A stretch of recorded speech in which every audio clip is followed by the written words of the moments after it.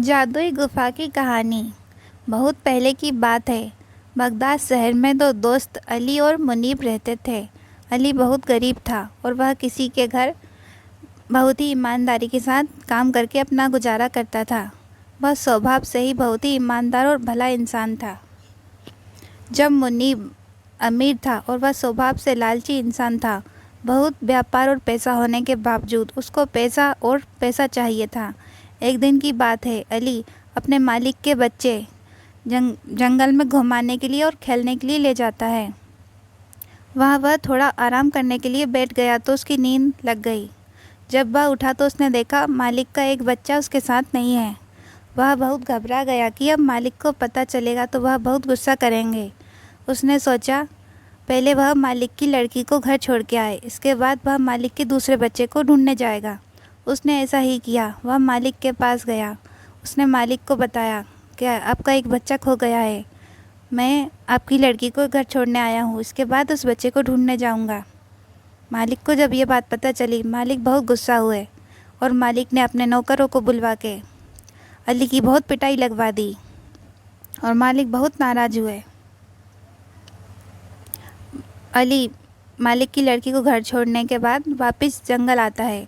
वह बच्चे को ढूंढते हुए आगे निकल गया। वहाँ पर उसको एक बूढ़ा बाबा बैठा हुआ नज़र आया। अली ने बाबा से पूछा, क्या आपने मेरे साथ एक छोटा बच्चा इधर उधर देखा है क्या? बाबा ने बोला, उसको बहुत भूख लगी है, उसको कुछ खाने को दे दो। उसने 2 दिन से कुछ नहीं खाया। अली के पास केवल थोड़ा ही खाना था जो उसने अपने लिए रखा था। यदि वह यह खाना बाबा को दे देता तो उसे भूखा ही रहना पड़ता, लेकिन उसने वह खाना बूढ़े बाबा को दे दिया। खाना खाकर बाबा ने कहा, तुम्हारे साथ आया हुआ बच्चा आगे लाल घाटी की तरफ गया है।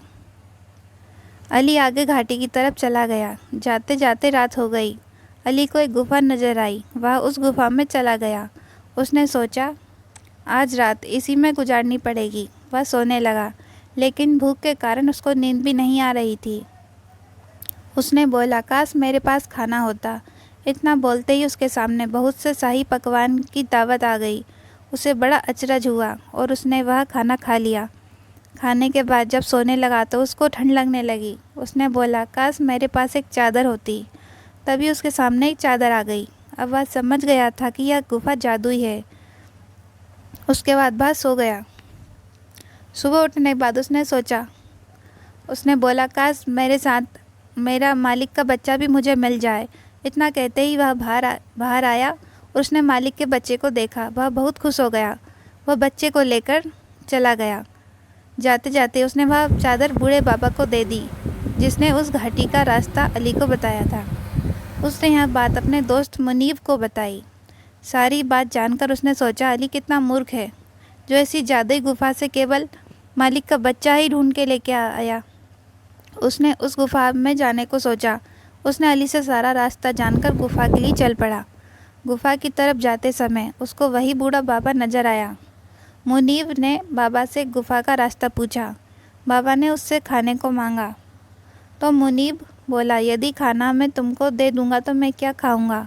उसके पूछने पर बाबा ने मुनीब को गुफा का रास्ता बता दिया।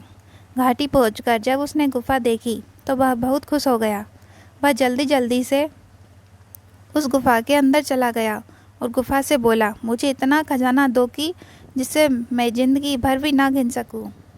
पहले तो कुछ नहीं हुआ, लेकिन कुछ समय बाद उसके सामने खजाना आने लगा और वह बहुत खुश हो गया। धीरे धीरे वह खजाना बढ़ता ही जा रहा था। मुनीब खजाने को गिनने में लग गया। वह खजाना गिनने में इतना मगन हो गया कि उसको ध्यान नहीं रहा कि बढ़ते खजाने से गुफा का दरवाज़ा बंद हो रहा है। कुछ ही देर में गुफा का दरवाज़ा पूरी तरह से बंद हो गया। उसके बाद भी खजाना बढ़ता ही जा रहा था। थोड़ी देर में मुनीब उस खजाने में दबकर मर गया। इस कहानी से हमें यह शिक्षा मिलती है कि हमें कभी भी लालच नहीं करना चाहिए। लालच एक बुरी बला है।